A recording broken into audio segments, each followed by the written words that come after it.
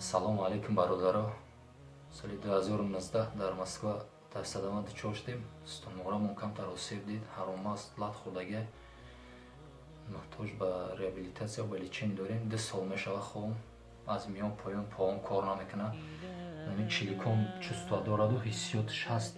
Мақсад ки кор намекунад, ҷо қолаб гирифтаги ҳама. Намора лечение кардан дар кор, камтар ёрдам дар кор, агар ки имкон бошад дасти кӯмак дороз кунед. Дар хонаи амаким зиндагӣ мекунам.